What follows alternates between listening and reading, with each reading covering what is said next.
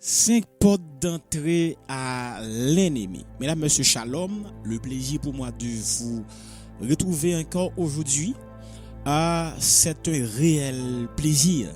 Et d'ailleurs, nous avons pu parler, c'est ce qu'on appelle héberger la colère. Et aujourd'hui, nous allons voir la toute deuxième porte qui s'est sobrée de l'anxiété. L'anxiété, c'est une autre façon de laisser notre vie et être influencé par l'ennemi. Nous pouvons ne pas considérer l'anxiété comme un péché, bien entendu. L'anxiété n'est pas un péché. Mais si nous inquiétons, nous ne démontrons pas de foi en Dieu. Et que tout ce qui ne révèle pas la foi est péché. Tout ce qui ne révèle pas la foi est péché. Nous allons voir dans Romains 14, le verset 23. Je lis pour vous. Mais celui qui hésite, s'il mange, est condamné parce qu'il n'agit pas sur un principe de foi. Or, tout ce qui n'est pas sur le principe de la foi est péché. Vous voyez? Si on dit quelque chose qui ne base pas sur les principes de la foi est péché. Mais l'anxiété n'est pas en fait un péché.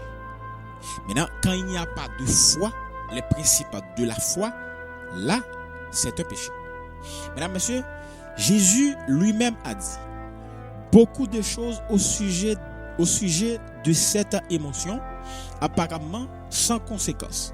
Nous allons voir dans le Matthieu 6, le verset 25 à 34. Et Jésus a dit, c'est pourquoi je vous dis, ne vous inquiétez pas pour votre vie. Voilà, c'est là le problème. C'est l'inquiétude pour notre vie. De ce que vous pouvez manger ou de ce que vous boirez, ni pour votre corps, de ce dont vous serez vêtus. La vie n'est-elle pas plus que la nourriture? Et le corps n'est pas plus que le vêtement. Regardez les oiseaux du ciel, mesdames, messieurs. Les oiseaux du ciel, nous sommes plus importantes qu'eux.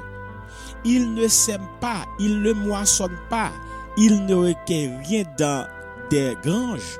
Et votre Père Céleste les nourrit. Ne valez-vous pas beaucoup plus qu'eux?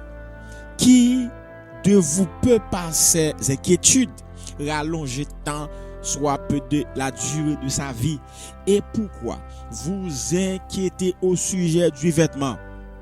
Pourquoi nous sommes inquiétés au sujet du vêtement, mesdames, messieurs? Vous êtes qui nous êtes en train d'écouter? Pourquoi? Observez comment poussent les lits des champs. Les des champs se poussent chaque jour. Ils ne travaillent pas, ils ne filent pas. Et pourtant, je vous dis que pas même Salomon, dans toute sa gloire, n'a été vêtu comme l'un d'eux. Si Dieu habille ainsi l'herbe des champs, qui est là aujourd'hui, et demain sera jeté au four, l'herbe, mesdames, messieurs, ne le fera-t-il pas bien plus forte raison pour vous?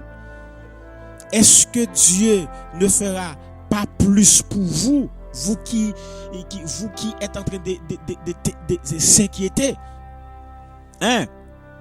Est-ce que Dieu, si Dieu habille ainsi l'herbe des champs sont habillés, qui est là aujourd'hui et demain, il sera jeté au four, et vous, ne fera-t-il pas bien plus forte raison pour vous, mesdames, messieurs? Des gens de peu de foi. Là, Jésus parle. Il faut faire appel avec ce qu'on appelle la foi. Jeter l'inquiétude, jeter l'anxiété. Vous voyez, ne vous inquiétez donc pas en disant qu'allons-nous manger demain, ou bien qu'allons-nous boire demain, ou bien de quoi allons-nous vêtir? Mesdames, messieurs, jetez ces questions-là. Tout cela, c'est que les gens de toutes les nations recherchent sans relâche, car votre Père céleste sait que vous en avez besoin. Cherchez d'abord les règnes de Dieu et sa justice. Tout cela vous sera donné par-dessus. Mesdames, messieurs, mes amis, il est temps. Il est temps de jeter l'inquiétude. Il est temps de penser qu'allons-nous manger, qu'allons-nous boire, qu'allons-nous vêtir. Il est temps de jeter ces choses-là. Il faut d'abord chercher le règne. Le règne et la justice de Dieu. Sa justice. Il faut chercher sa justice de Dieu. Et aujourd'hui, mesdames, messieurs, nous fermons cette porte. La porte que nous laissons à l'ennemi. Ferme-la. Ferme cette porte. Vous qui êtes en train de m'écouter, ferme cette porte. C'est très important. Il faut fermer là cette porte.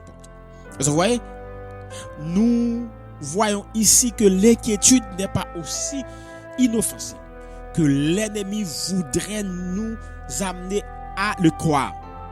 Lorsque nous nous permettons d'avoir des pensées et des sentiments d'anxiété, nous disons en réalité à Dieu, je ne crois pas que tu puisses subvenir à mes besoins et que tu prends vraiment soin de moi.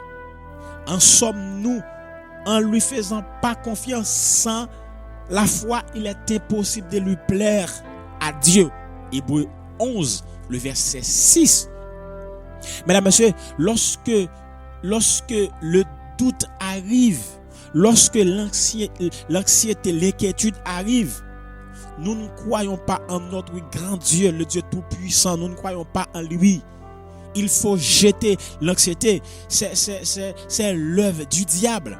Parce que le diable veut faire nous croire que lorsque l'inquiétude arrive, lorsque l'anxiété demeure en nous, donc ça, ce n'est du tout pas inoffensif. Il faut agir notre foi.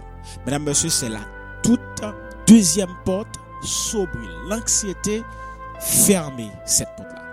Fermez cette porte-là et crois en Dieu. Donc, nous voyons le règne et sa justice, et les autres choses nous seront données par-dessus. Merci.